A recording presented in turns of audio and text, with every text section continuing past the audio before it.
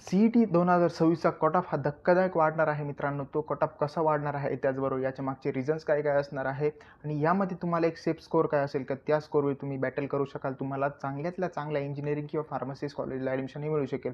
यावरती हा व्हिडिओ असणार आहे. नमस्कार, मी यश आणि स्वागत करतो तुमचं परत एकदा एका नवीन व्हिडिओमध्ये. मित्रांनो, आपल्या चॅनलवरती सी-ई-टी संदर्भाचे सगळे लेटेस्ट अपडेट तुम्हाला लवकरात लवकर दिले जातात. त्यामुळे लवकरात लवकर जा, आपल्या चॅनलला सबस्क्राईब करून घ्या, आपल्या चॅनलशी कनेक्टेड राहा. तर चला व्हिडिओला सुरुवात करूया. तर सर्वात पहिल्यांदा याचे रिझन्स बघू कशामुळे जे काही कट ऑफ्स आहेत ते कट ऑफ वाढू शकतात. तर सगळ्यात पहिला मुद्दा असणार आहे रजिस्ट्रेशन्स. मित्रांनो, 2025च्या तुलनेतील रजिस्ट्रेशन आपण कंपेअर करणार आहे. तर टोटल झालेले आहे 7,65,000 2025मध्ये आणि त्यामध्ये PCMसाठी होते 4,64,000 आणि PCBसाठी होते 3,00,000च्या आसपास. ठीक आहे. तर ह्या वर्षीचे बघू आता. तर ह्या वर्षीचे टोटल झालेले मित्रांनो 11,42,000. म्हणजे तुम्ही कंपेअर करू शकता की मागच्या वर्षीचे टोटल आणि ह्या वर्षीचे टोटल किती मोठा डिफरन्स आहे. त्यामध्येच PCMसाठीचे जे काही रजिस्ट्रेशन्स आहे ते 7,60,000 आत्तापर्यंत झालेले आहे. यामध्ये तुम्ही बघू शकता PCMचे जे काही टोटल आहे ती मागच्या वर्षीची पूर्ण टोटल होती. त्यामुळे यावर्षी PCM इंजिनिअरिंगसाठी कट ऑफ्स खतरनाक वाढणार आहे. याचबरोबर मित्रांनो, PCBसाठीचे टोटल झालेले 3,81,000. PCBसाठी मित्रांनो फार्मसी बाकीच्या कॉलेजेससाठी थोडंसं कॉम्पिटिशन थोड्या प्रमाणात वाढू शकतं. कारण हे बघा, मागच्या वर्षी पण तेवढेच रजिस्ट्रेशन्स होते 3,00,000च्या आसपास आणि यावर्षी वरती 81,000 वाढलेले, म्हणजे इंजिनिअरिंगच्या कंपेअरली थोडे कमी वाढलेले. त्यामुळे PCBसाठी थोडासा धक्का हा कमी आहे. पण PCM जेवढी पण इंजिनिअरिंग करणारी मुलं आहे त्यांच्यासाठी खतरनाक असं कॉम्पिटिशन हे राहणार आहे. हा असणार आहे पहिला पॉईंट. त्यानंतर दुसरा पॉईंट असणार आहे, त्यापूर्वी मित्रांनो, आपला WhatsAppचा ग्रुप आहे. सी-ई-टी सगळे लेटेस्ट अपडेट ह्या ग्रुपवरती आपण प्रोव्हाइड करत असतो लवकरात लवकर. त्यामुळे लवकरात लवकर जा, QR स्कॅन करा किंवा डिस्क्रिप्शन बॉक्समध्ये लिंक आहे. लवकरात लवकर जाऊन जॉईन करून घ्या. तर दुसरा पॉईंट बघू मित्रांनो त्यापूर्वी. दुसरा पॉईंट आहे मित्रांनो 2 अटेम्प्ट. मित्रांनो, तुम्हाला माहीत असेल यावर्षीपासून सी-ई-टीमध्ये पण 2 अटेम्प्ट असणार आहेत. तर त्या 2 अटेम्प्टमुळे तुमच्या कट ऑफ्सवरती कसा परिणाम होणार आहे ते बघू. तर सगळ्यात पहिल्यांदा तुम्ही तुमचा पहिला अटेम्प्ट देसाल. दिल्यानंतर तुम्हाला समजा पहिल्या अटेम्प्टला तुम्हाला एक्सपिरियन्स कमी असेल, तुम्हाला थोडी धाकधूक असेल, मनामध्ये घाबरट असेल, त्यामुळे तुमचा थोडा अटेम्प्ट खराब गेला. पण तुम्हाला तुमच्याकडे दुसरा अटेम्प्ट आहे. तुम्ही त्या दुसऱ्या अटेम्प्टमध्ये तुमचा स्कोर इम्प्रूव्ह करू शकाल. त्यामुळे तुमचा जो काही स्कोर आहे तो वाढणार आहे दुसऱ्या अटेम्प्टला, बरोबर?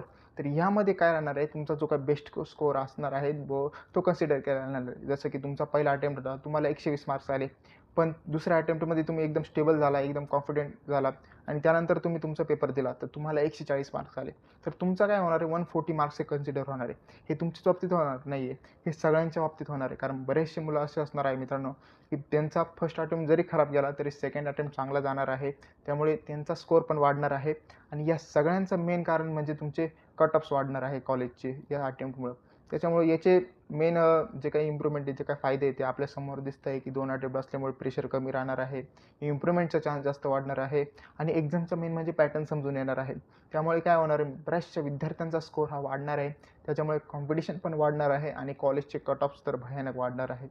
त्याचबरोबर पुढचा पॉईंट की बरेचसे मुलं आहे मित्रांनो की त्यांना CS पाहिजे, IT पाहिजे किंवा AI ह्याच ब्रँच पाहिजे, दुसऱ्या ब्रँच नकोच आहे.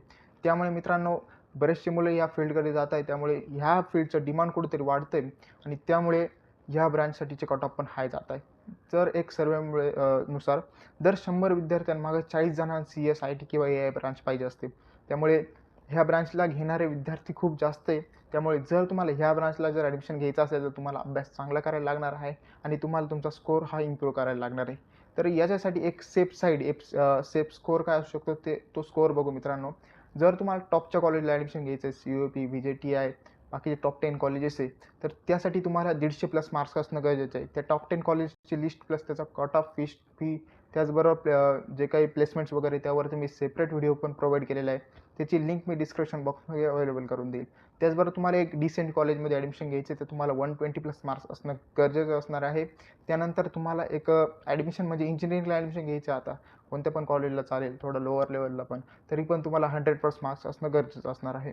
हा सगळा ओव्हरऑल व्ह्यू असणार मित्रांनो. त्यामुळे जर तुम्हाला इंजिनिअरिंगला चांगलं कॉलेज पाहिजे असेल तर तुम्हाला ही CETसाठी एकदम बेस्ट प्रिपरेशन करायला लागणार आहे. तुमचा बेस्ट द्यायला लागणार आहे. त्यानंतरच तुम्हाला चांगल्या कॉलेजला ॲडमिशन मिळणार आहे.